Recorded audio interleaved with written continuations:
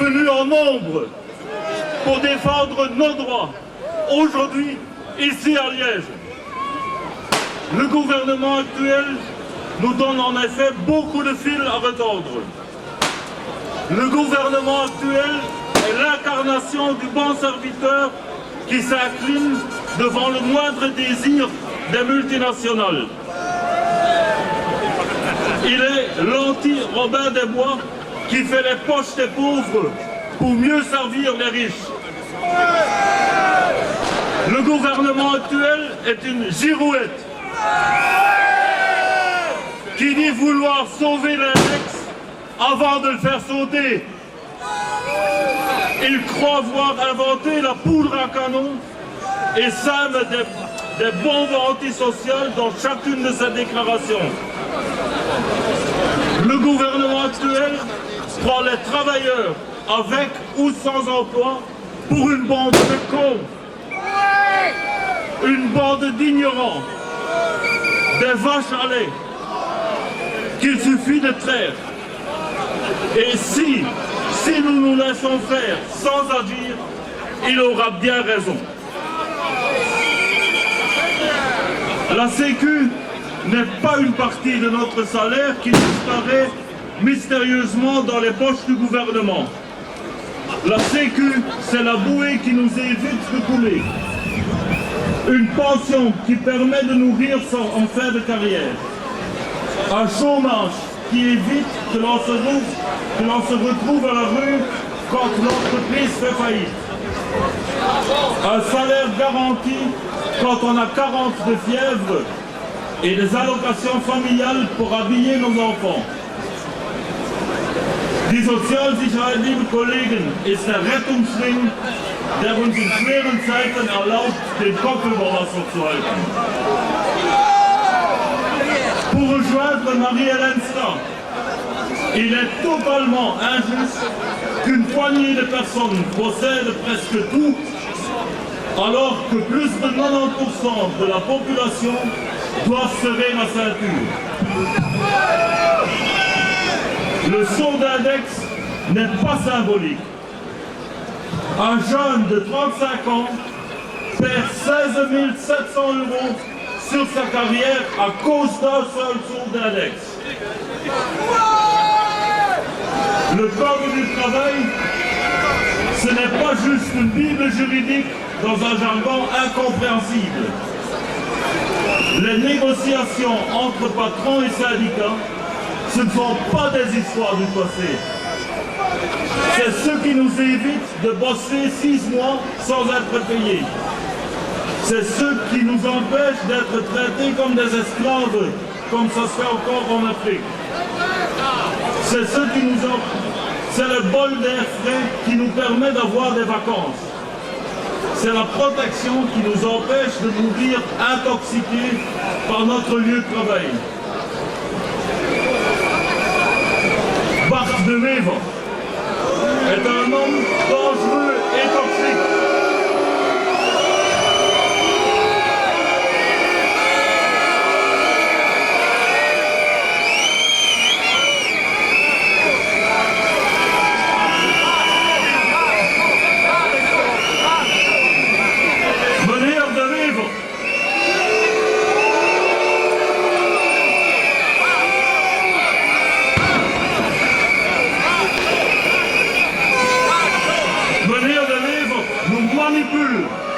Avec cette déclaration scandaleuse d'extrême droite.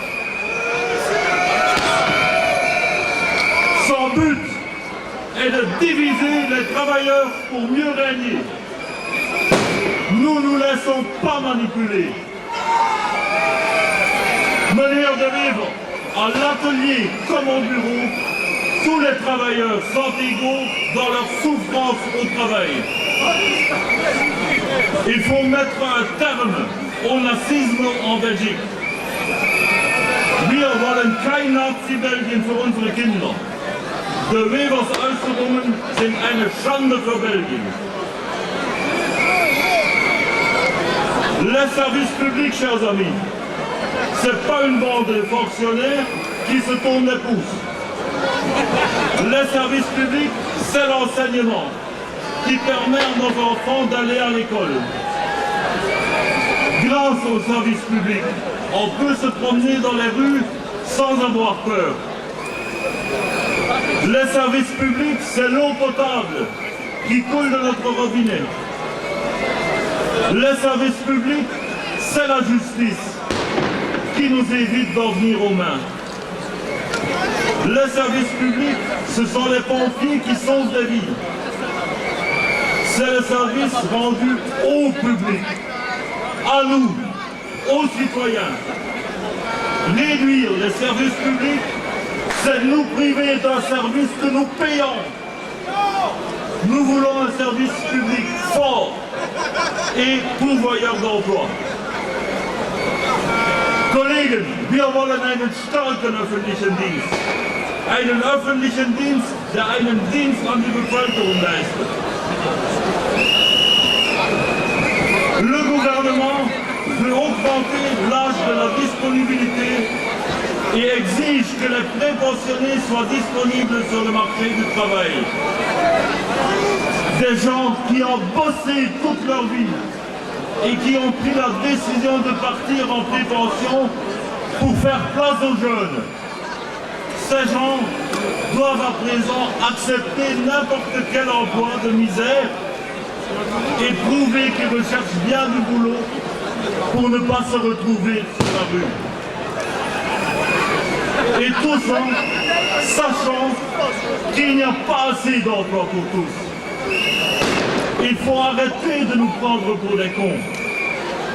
Que l'on mette les aînés au repos et les jeunes au boulot.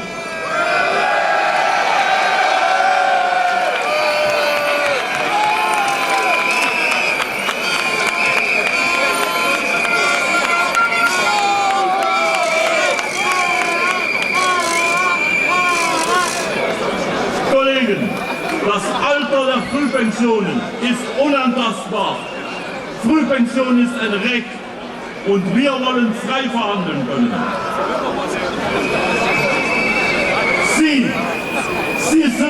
Si ce gouvernement a besoin d'argent, il doit aller le chercher là où il est. Au lieu de nous presser comme des citrons, taxer les actionnaires, taxer les banquiers, taxer les multinationales. C'est eux qui ont créé cette crise, pas nous.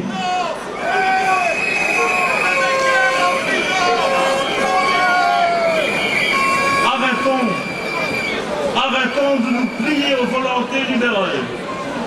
Le monde nous appartient et nous nous battrons jusqu'à ce que l'on obtienne du pouvoir d'achat, une fiscalité juste, un public fort et une sécurité sociale solide.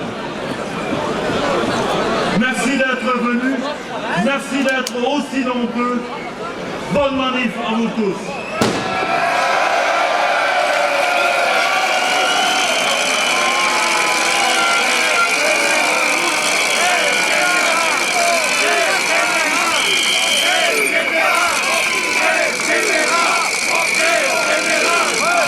Merci les amis, et je remercie les collègues et les militants de Verviers et de la région germanophone qui viennent de nous réunir. Nous sommes plus de 8000 en Franc-Commun.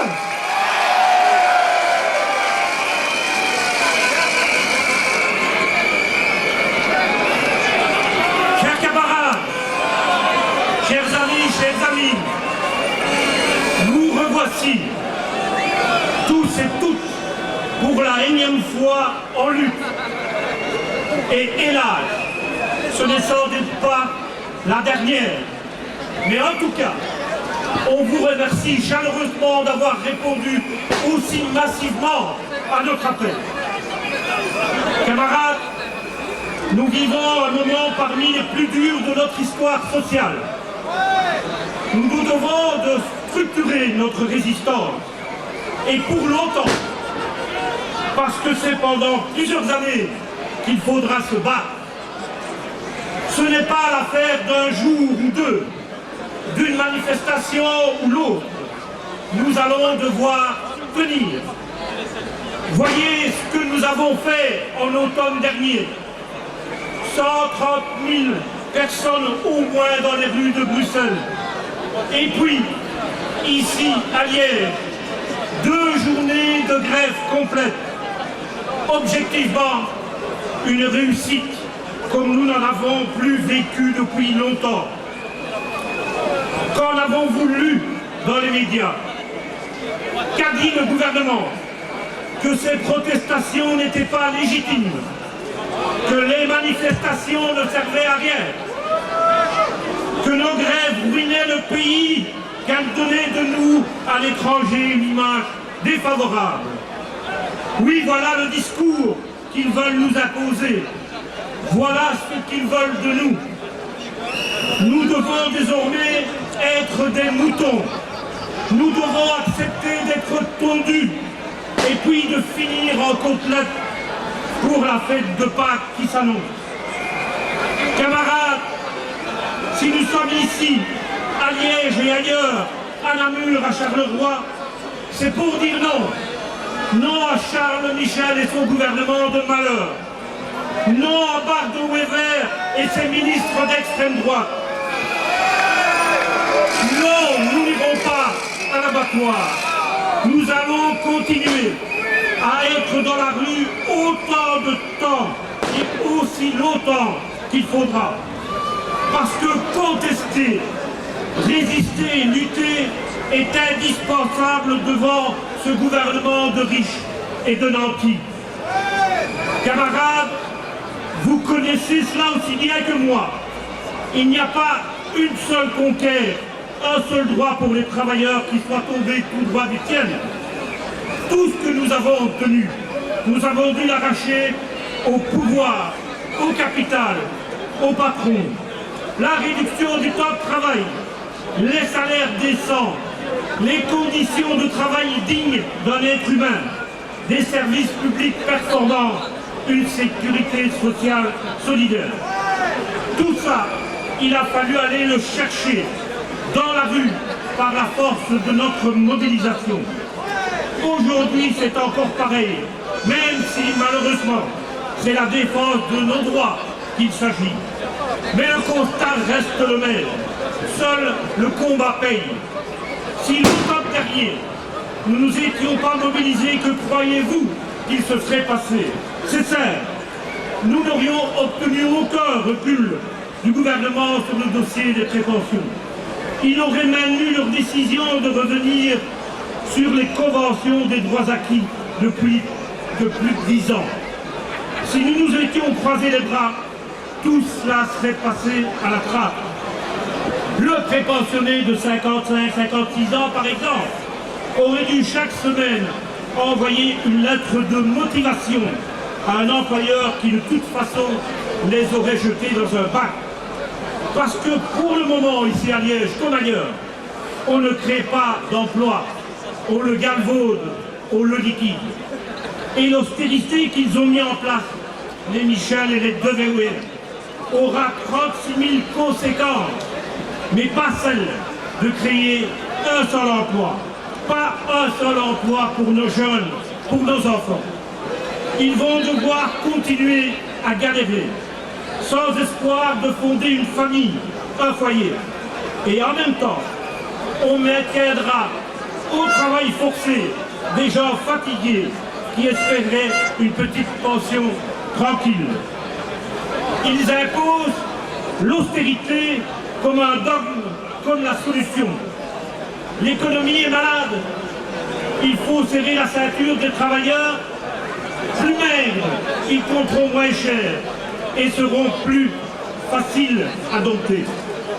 La grande finance plante son fric au Luxembourg ou à Malte, surtout qu'il continue à le faire, dit-il. L'État, les pouvoirs publics, c'est-à-dire vous et moi, nous devrons nous boucher le trou creusé par les banques et les boursicoteurs. Ça fera donc moins d'argent pour les bus, les trains, les routes, les écoles, les infrastructures culturelles ou sportives, mais toujours autant dans la poche des nantis. Il suffirait pourtant une fois pour toutes de taxer les capitaux planqués à l'étranger. On sait tous où ils sont. Les noms ont été publiés et jamais démentis. Il suffirait une fois pour toutes de créer un impôt sur la fortune, de supprimer le mécanisme des intérêts notionnels, de taxer enfin les plus-values boursières qui aujourd'hui échappent scandaleusement à l'impôt. Tous les problèmes d'équilibre budgétaire seraient réglés. Mais ils n'en veulent pas, parce que c'est un gouvernement des droites, donc un gouvernement des riches et des nantis. Ce qui intéresse ce gouvernement, ce n'est pas l'équilibre des finances publiques, c'est l'équilibre de leur portefeuille qui craque tellement il est plein. Ils veulent nous imposer leur monde, et ce monde est un monde de riches qui peuvent tout se permettre, et d'abord nous prendre tout, sauf peut-être le minimum qui nous empêchera de crever. Travailleurs, restructurés, chômeurs, inscrits au CPS, peu importe, ils ont trouvé leur victime, c'est nous. Nous les hommes, et vous aussi, les femmes, comme toujours en première ligne, comme victimes de coupes budgétaires. L'an prochain, nous aurons l'occasion de commémorer les 50 ans de la grève des femmes de la FN. Il s'agissait d'exiger l'égalité salariale, la même justice pour les deux sexes. Ils reviennent en arrière alors que le combat n'était pas encore gagné. Il faut faire payer la crise et les dérèglements de l'économie à une seule classe sociale. Les travailleurs, les travailleuses, vous et moi, et ce qu'ils veulent, c'est que nous le fassions avec le sourire et en fermant notre gueule. Qu'est-ce qui est sur la table? Notre mécanisme d'indexation des salaires. Tout d'abord, ils veulent le flinguer parce que, paraît-il, c'est une exception. Eh bien oui, c'est une exception. Et pourquoi devrions-nous renoncer à l'exceptionnel? Les règles dans le monde, c'est plutôt les travailleurs mal payés. Les gosses au travail, les horaires de fou, le bol de riz plutôt que le steak. Nos parents, nos grands-parents, et puis vous et moi, nous nous sommes battus pour avoir l'exceptionnel. Et dans l'exceptionnel, il y a l'index. Les travailleurs méritent l'exceptionnel, ils n'en ont pas assez, chers camarades. Un saut d'index pour un jeune qui commence sa carrière, c'est 20 000 € de perdu sur toute une vie.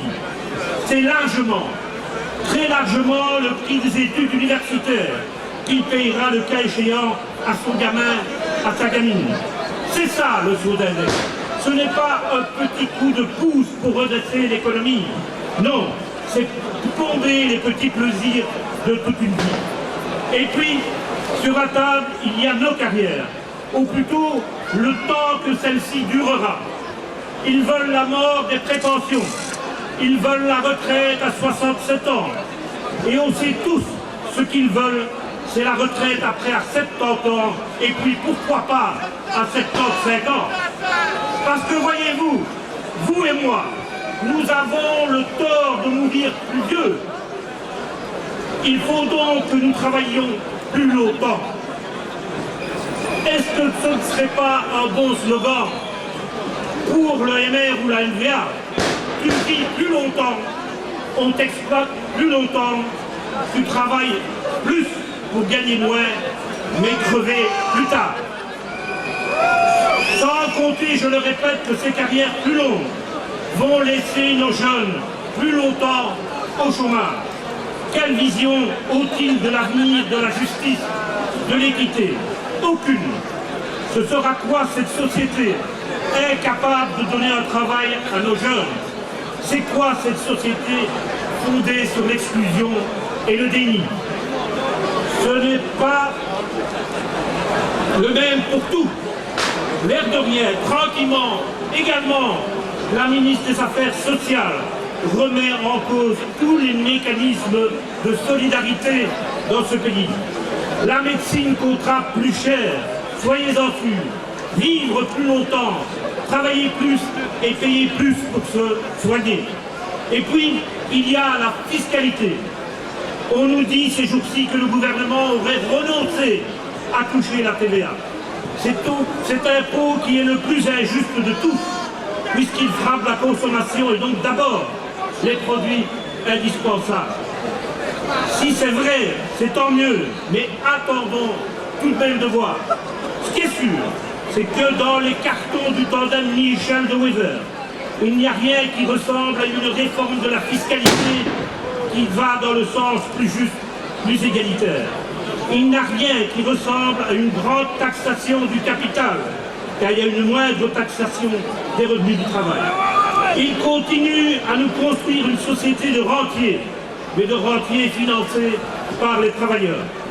Et puis, il y a le service public, notre service public, vos services publics. C'est le salaire des familles, des gens ordinaires, de ceux-là qui ont besoin de se chauffer, de s'éclairer, de travailler, simplement de vivre enfin, simplement de vivre dans de bonnes conditions. Et voilà, ils suppriment tout ce qu'ils peuvent, au nom de la rentabilité, au nom d'équilibres budgétaires périlleux. Périlleux pour nous, pas pour eux. Ce qu'ils veulent mettre en place, c'est la déversion de nous. Le système belge de concertation sociale, un bien grand mot qui veut simplement dire que tout le monde a son mot à dire dans les affaires qui concernent tout le monde. Ils veulent le tuer. Avec les patrons, nous avions trouvé un accord minimaliste, bien sûr, mais un accord. Ils l'ont balayé. Ils ne veulent plus de notre avis. Ils ne veulent plus de la concertation sociale. Très chers camarades, ces actions doivent également se construire dans le cadre d'une Europe. Une Europe qui a décidé de façon délibérée de faire porter les efforts injustes aux travailleurs de ces États.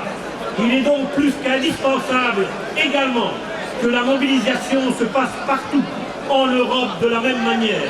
Et en ce qui nous concerne, il est plus que temps qu'au-delà de nos manifestations qui dureront encore dans le temps, que notre capacité de mobilisation s'agrandisse. Et il est clair que pour la province de Liège et pour la FGTB, nous demanderons partout que la prochaine action soit au moins de 24 heures de grève générale.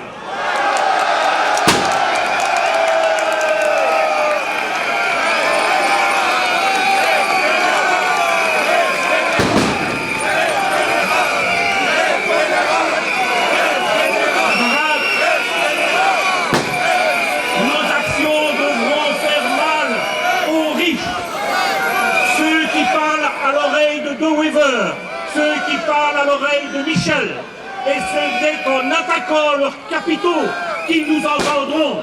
Camarades, restons tous mobilisés, ensemble, parce qu'ensemble, nous sommes plus forts.